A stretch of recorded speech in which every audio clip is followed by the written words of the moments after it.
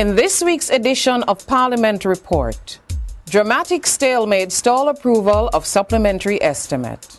House adopt amendments to Wiretap Act, and 2 new members named to committee to choose national heroes.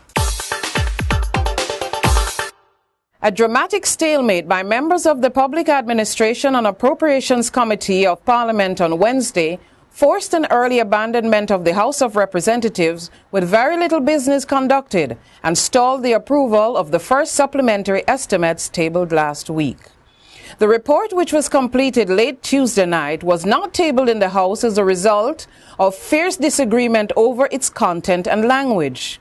The House should have debated the report, which it hoped would have approved government's revised spending plan. The overview element of the report was rejected outright, and the majority government members want it removed from the final report.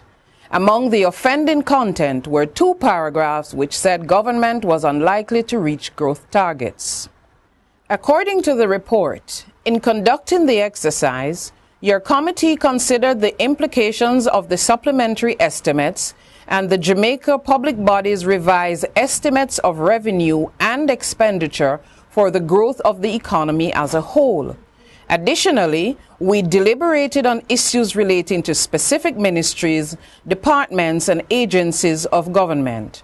Continuing, it said, it was of concern to the committee that the supplementary estimates of expenditure seemed not to support the necessary growth strategy which would allow the country to achieve the desired targets.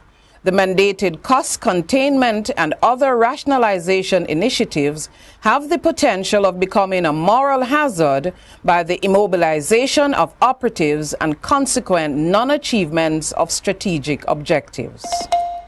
The House of Representatives on Wednesday voted to accept the amendments made by the Senate to the Interception of Telecommunications Act, which was earlier passed by the House of Representatives. Changes were sought to harmonize provision in the Act with 4 memoranda of understanding signed by former National Security Minister Dr. Peter Phillips. The MOUs, which were signed in 2004, allowed for the sharing of intelligence between Jamaica, the United States, and the United Kingdom. The amended Interception of Communications Act outlines guidelines for how information garnered through interception can be used and shared with foreign governments. It will also allow the government to prosecute those who disclose the information from such intercepts without permission if they are no longer in Jamaica. The United States relied on evidence obtained from wiretapping in making its extradition request for Christopher Dodoscoke, the alleged leader of the international criminal organization, the Shower Posse.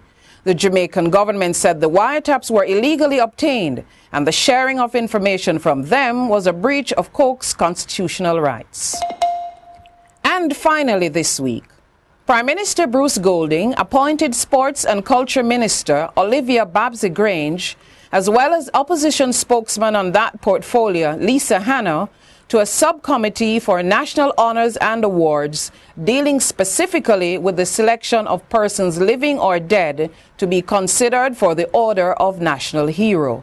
The last such committee was appointed in 2005, and their term of office expired in 2008. I'm Erica Virtue, standing in for Edmund Campbell, and that's all for this week's edition of the Parliament Report.